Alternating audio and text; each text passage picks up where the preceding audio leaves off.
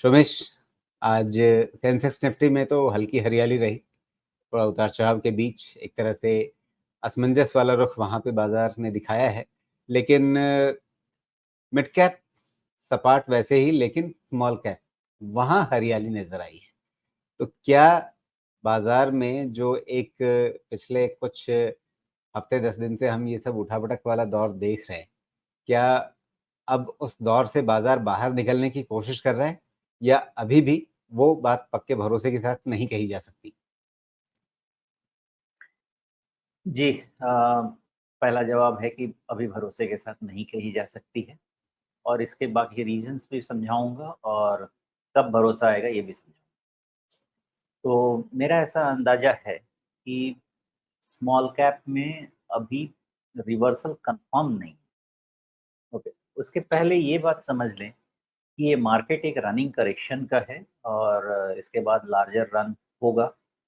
अब इसमें परेशानी ये आएगी कि जो इलेक्शन की डेट की समझ मई में जा रही थी, वो अप्रैल से हो गई है। तो मार्केट थोड़ा पहले से ही शांत हो जाएगा। बहुत जगह वेट एंड वॉच बड़े फंड्स जो होते हैं कमिटमेंट बड़े फंड्स की जो कमिटमेंट होगी, चाहे एफआईआई के फंड्स की जो कमिटमेंट होगी, ये सब थोड़े नहीं चाहते हुए भी वेट एंड वॉच में चले जाएँगे। नहीं चाहते हुए इसलिए कि किसी तरह से फंडामेंटल का कोई इश्यू नहीं है, किसी तरह का ग्रोथ का कोई इश्यू नहीं है।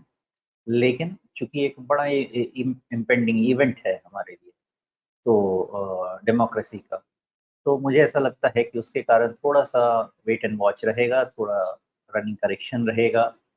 लेकिन नेगेटिविटी तो ऐसी कुछ नहीं है बहुत ज़्यादा मार्केट में अपार्ट फ्रॉम करेक्शन। एक ध्यान देने की बात, निफ्टी का 50 डीए में जा चुका है और उसमें निफ्टी आईटी का बहुत बड़ा कंट्रीब्यूशन है जो दिख रहा है।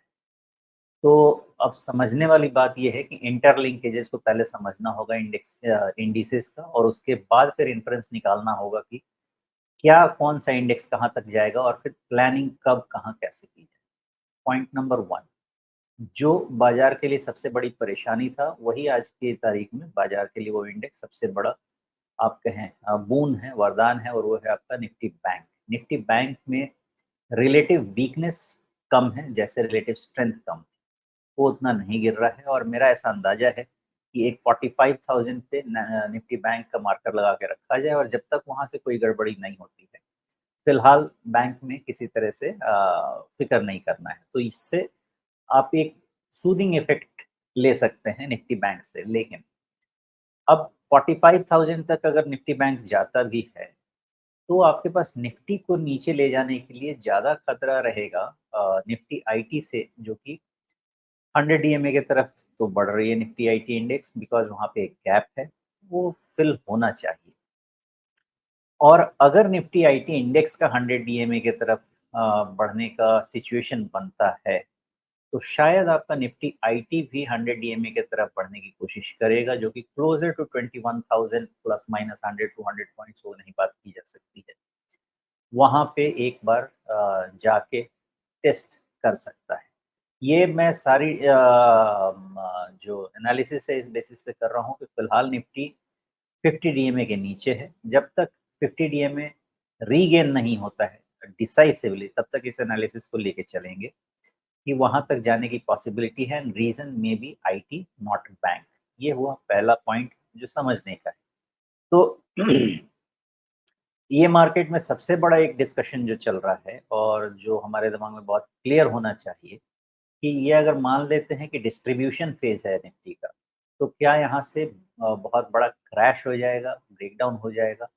मेरा आंसर है फिलहाल नहीं, रनिंग करेक्शन रहेगा। रीज़न इज़ ट्रेलिंग 22-21 पीई पे जब आप 7, 7.5, 8% का जीडीपी लेके चलेंगे, मुझे नहीं लगता कि 10% से ज़्यादा डाउनसाइड की बात हमको करनी चाहिए इंडिसेस में। अगर यही चीज़ निफ्टी 25-28 वाले ट्रेलिंग पीई के रेंज में रहता, तो शायद मेरा जवाब बिल्कुल अलग होता था कि डिस्ट्रीब्यूशन फेज़ के बाद का जो करेक्शन है, वो बहुत शार्प एंड डीप हो सकता था। यहाँ पे हमारे पास वैल्यूएशन बहुत अ, अच्छे भी नहीं तो बहुत ऑब्सीन भी नहीं है वैल्यूएशन हमारे पास। दूसरी चीज़, फंडामेंटल्स खराब नहीं, फंडामेंटल्स बहुत अच्छे हैं हमारे पास। सारी सिचुएशन ऐसी है कि यही कहता है कि ये रनिंग करेक्शन शुरू हुआ है because of few reasons and one of the biggest is election का डेट बहुत जल्दी अनाउंस हो गया है, तो अब सब कुछ उस एडजस्टमेंट से चलेगा। देखते हैं कहाँ तक करेक्शन जाता है। तो अब पहला पॉइंट जो सबको मान के चलना है कि फिलहाल निफ्टी करेक्टिव मोड में रह सकता है, सेल ऑन राइज मोड में रह सकता है। 50 डीएमए का एटलीस्ट वेट करना है, उसके बाद रिव्यू करते हैं। मोमेंटम 22,500 के पहले नहीं आएगा, ये बिल्कुल क्लियर डेटा वहाँ पे क्लस्टर जो है उसमें दिख रहा है। तो उसके पहले किसी भी तरह का पॉजिटिव मोमेंटम बनाने का कोई डिसीजन नहीं लिया जाए। बड़े ब्रेकडाउन के लिए आपका मार्कर ना निफ्टी होना चाहिए, ना निफ्टी आईटी होना चाहिए। बड़े ब्रेकडाउन के लिए मार्कर लगा लीजिएगा निफ्टी बैंक के 45,000 पे, और अगर उसके नीचे 1-2 क्लोज़ मिला निफ्टी बैंक का, तो शायद तकलीफ बड़ी हो सकती है, अदरवाइज़ नहीं। ये ओवरऑल इंटरलिंकेजेस हैं इंडिसेस के, जो आपको समझना होगा, जिसके बेसिस पे आपका मार्केट डायरेक्शन ईदर साइड समझेंगे। जी। मतलब इस समय हम आइसोलेशन में निफ्टी को या बैंक निफ्टी को या निफ्टी आईटी को अलग-अलग नहीं देख सकते। इस समय इनकी चाल आपस में गुंथी हुई रहेगी। एक-एक करके थोड़ा समझने की कोशिश करते हैं। पहले निफ्टी के लिए लेवल्स। एक लेवल मुझे ध्यान में आ रहा है कि शायद आपने मार्क करवाया था, अब उसे निकालने के लिए मुझे काफ़ी ज़्यादा ज़ूम इन करना पड़ेगा क्योंकि जो बंद स्तर है वो लगभग वहीं पर है।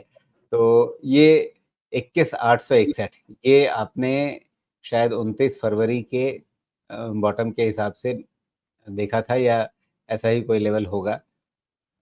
लगभग वहाँ पे अटखेली कर रहा है। आपने 50 डे ईएमए का ज़िक्र किया बार-बार और 50 डे मूविंग एवरेज अभी 21,900 के आस-पास ही है, बहुत ऊपर नहीं है, आज का हाई लगभग वहीं पर है। कल 50 डे मूविंग एवरेज टूटा, आज उसके ऊपर जाने की कोशिश नाकाम हुई।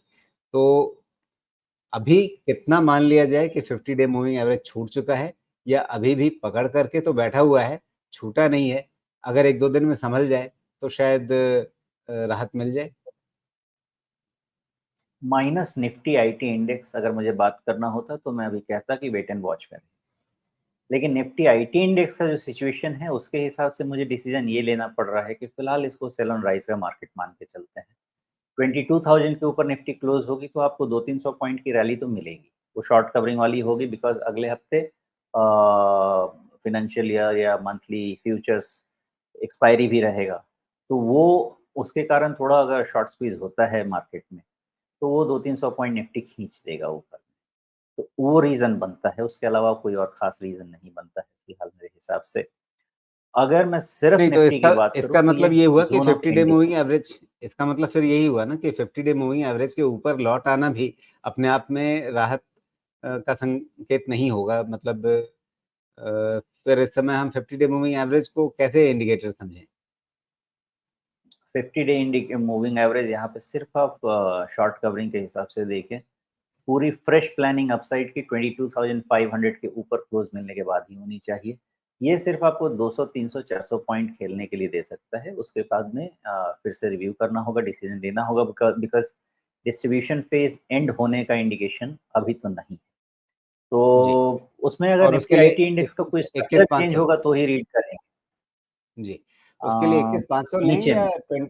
या 20 डे मूविंग एवरेज को हम देखें? मैं असल में मैं 20 डे मूविंग एवरेज को लेकर के चल रहा था और वहाँ पर क्या इसके पार होने के बाद ही अपसाइड की उम्मीद करें?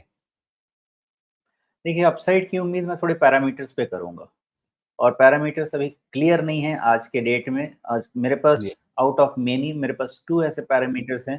पहले एक था, अब दूसरा ऐड हो गया है जो कि सेल ऑन राइज़ इंडिकेट कर रहा है अप टिल 22,500। तो जब तक वो क्लीन चिट मुझे नहीं दे दे, तब तक मुझे फ़िलहाल अपसाइड की बात फ़िलहाल नहीं करनी है। हाँ, वैसे मैं बहुत डाउनसाइड की भी बात नहीं करूँगा। लेकिन जो थियरी है उसके हिसाब से यही है कि 50 डीएमए के ऊपर 22,000 के ऊपर सस्टेन होना होगा।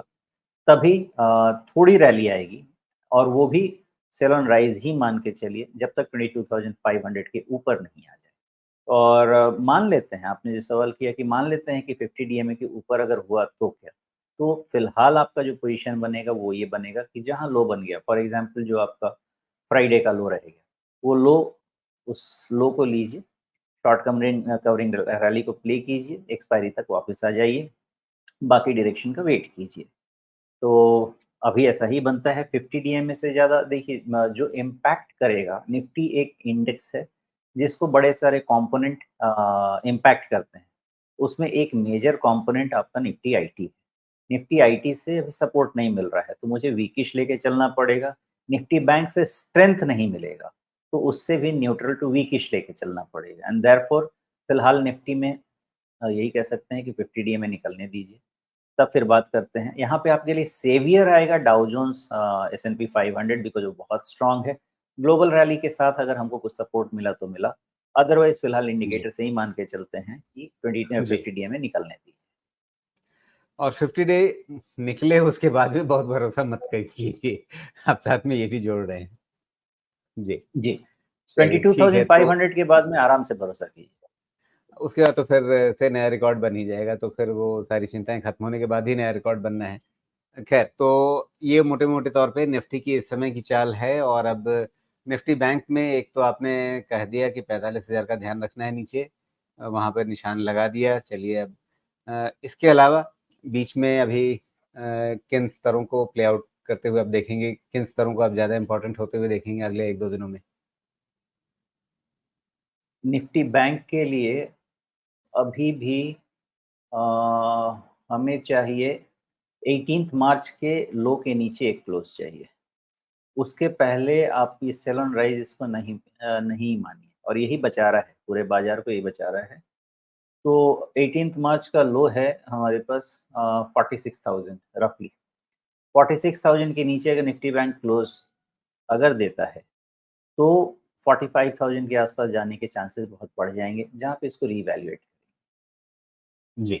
और ऊपर की तरफ जैसे 50 डे मूविंग एवरेज यहाँ पे हमें दिख रहा है, ये 1, 2, 3, 4, 5 कैंडल हो गई जब 50 डे मूविंग एवरेज को छोड़ नहीं रहा है, ना उसके नीचे जा रहा है, ना उसके ऊपर जा रहा है। हुँ, 50 डे मूविंग एवरेज यहाँ पे बहुत ज़्यादा अभी इम्पोर्टेंस इसलिए मैं नहीं दे रहा, बिकॉज़ 46,000 मेरे लिए सपोर्ट है। तो वो डेविएशंस हो सकते हैं, लेकिन 46,000 के नीचे अगर गया तो फिर 50 डीए में रेजिस्टेंस बन जाएगा, अभी तक नहीं। जी। तो ये अब मोटे तौर पे निफ्टी बैंक के लिए, लेकिन इसमें नज़रिया किस तरह का रखना चाहिए? जैसे अगर कोई ट्रेडर है तो उसके लिए तो पहले अपना एक व्यू बनाना पड़ता है कि मुझे किस तरफ खेलना है। हुँ, तो पहले खेलने का तरीका तो यही था कि टुवर्ड्स 46,000 का बाय डिप्स था, अभी भी वही है। 46,000 के नीचे क्लोज़ मतलब फिर बाय डिप्स खत्म हो जाएगा और फिर ये सेल ऑन राइज़ हो जाएगा और सेल ऑन राइज़ के लिए स्टॉप लॉस जो होगा वो उस समय डिसाइड करेंगे। लेकिन अभी अगर सिंपल देखा जाए तो अगर 46,000 के नीचे क्लोज़ होता है तो 46,500 सेल ऑन राइज़ लेवल बन जाना चाहिए। लेकिन वो उसके लिए दो थोड़ा डेटा और लगेगा, पहले 46,000 के नीचे क्लोज़ होना।